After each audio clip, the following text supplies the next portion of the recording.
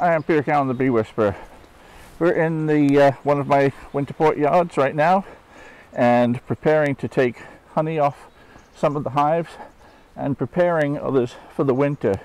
And what Amy and I are doing here right now, looking at hives and getting them ready for winter, making the call as to how they should go into the winter. It's a little bit late in the season to be doing this. I should really have done this a couple of weeks ago, but we'll just show you. And there it is. So with this hive is never really got built up very well this year, and an option with this hive could be that we could just combine it with another hive, which is still a possibility. But if we look at the top here, you can see we've got 1, 2, maybe 2.5 combs which are built. All the rest of this is foundation, and that's a lot of filling needed if I even fill this up with drawn comb. So what I would rather do is make sure that we consolidate as best we can, and I will take this super off, and instead of going through the winter as a double deep, we'll go through the winter as a single deep. So we'll take off the mite treatments, which were done about a week ago, and we'll see what these two outside frames are like. It looks pretty lightweight, doesn't look like they're full of honey, so I'm going to quickly take them off and swap them out. Yeah, there's nothing in there, and they've only 3/4 drawn the comb here.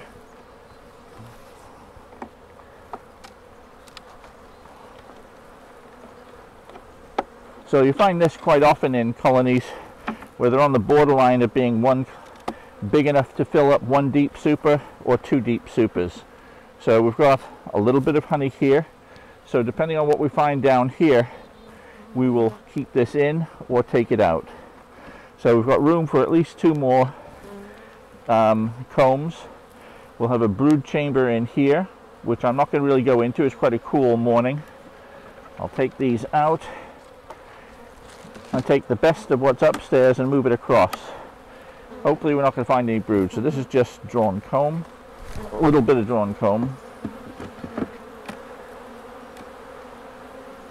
a little bit more drawn comb and just honey.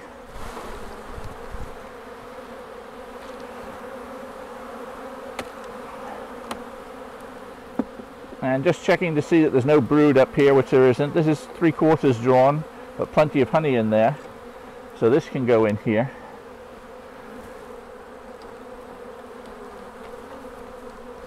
As it's honey, it's going in the outside edge. Likewise with this comb, it's almost all honey, and that's going here. And now we've got a super pretty full of bees, plenty of honey in here now, and one more frame that needs a home, so I'm going to shake these bees out as well. So basically that's it. This hive is going to go through the winter as a single deep as opposed to a double deep. If I'd done this 2 weeks ago, what I'd have probably done is just come along with a bit of drawn comb and replace these and fed them up. But there's not enough time really to do that now. There's only about 2 weeks of good feeding time left. So I will stop at that. I will just take this super off for next year.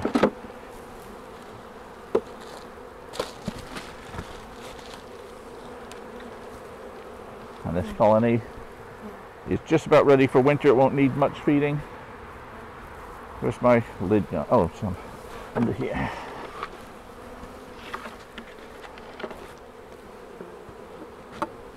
I'm doing a lot of my feeding right now in 1 and 2 gallon buckets, and typically what you're looking for is this screen to be nice and clean. And actually if I hold it up into the sun, you'll see it should be nice and clean and visible. If the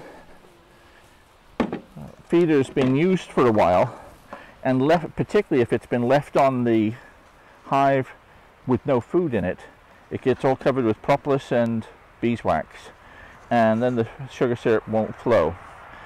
So if you hold it up, you just see how it's just matted there. Nothing will flow through it. There's the odd pinprick, so some food might be got.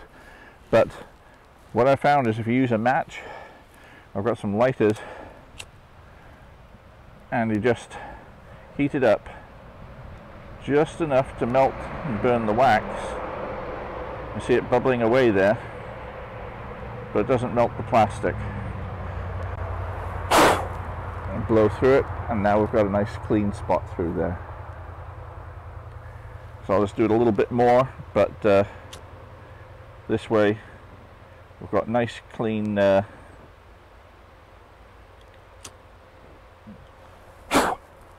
clean area for the bees to get the food from. A little bit more wouldn't hurt. With the matches, if you sort of stick it to it, it'll wick some of that away.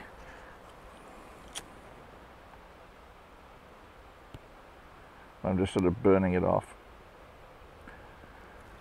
And just blow it, literally blow it away. That's great. So that'll be perfectly good to use now.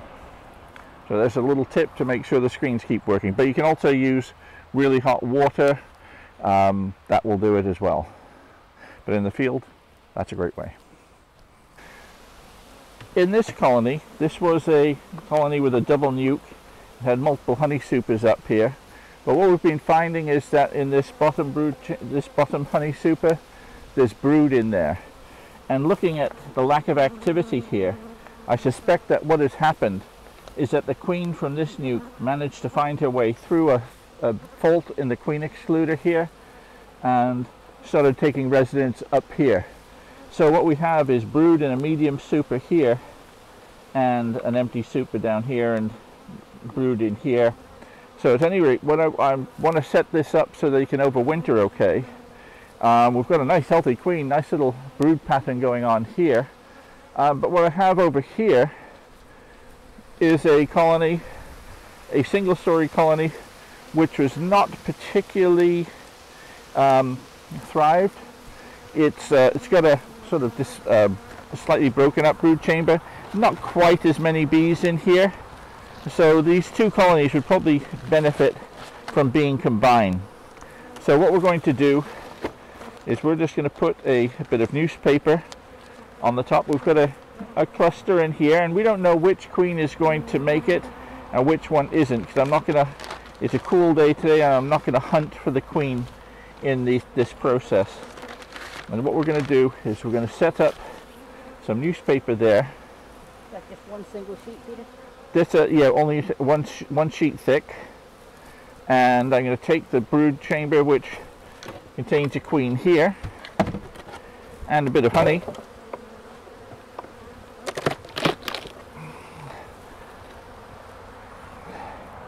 And we're going to combine this, and this, instead of going through the winter as a single deep, we'll go through the winter as a deep and a medium. Which queen? We don't know. I suspect it's going to be this queen. Now the two will combine together as they eat their way through the newspaper. I just want to make sure that up here I give them an upper entrance. So instead of using a foil cover, I'll use a normal inner cover. In fact, what I'll do, I'll just use a foam board which doesn't quite reach the front anyway. So now they've got an upper entrance here just for now. We'll put the cover on. I can put this on. It's fine.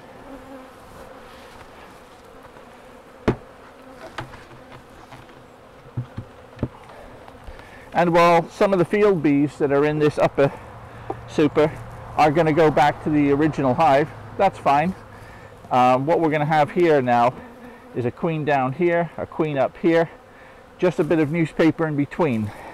So they'll eat their way through the newspaper and they'll consolidate together. By eating their way through the newspaper, the scent combines with the two colonies very slowly.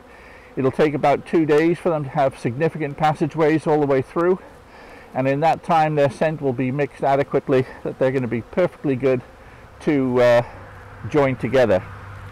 And within a short while, usually one queen is going to kill the other. Sometimes the two queens will live together, but that's not very common. One queen will kill the other. Whilst I would probably prefer the queen in the small medium super, I'm not going to hunt through to find the other queen. I think that between them, they're all pretty good. This hive has produced quite a bit of honey, so between them, I don't really mind which queen makes it. The ideal scenario would I'd choose one queen over the other and just make sure that the least good queen is finished off. But there we go. This colony should make it through the winter quite nicely. It's got extra resources. We'll just feed this up just like normal, and in the spring there'll just be one queen in here and a nice strong colony. Okay, and back over here we're at 2 nukes. Are we still running? Yep. Let's see what we've got. This will probably be empty on one side. Yes. So we could have some look. So as was suspected, this colony has no brood in it. There's no bees in it. All the bees are in this one here. So we'll just take this off, and this is finished with.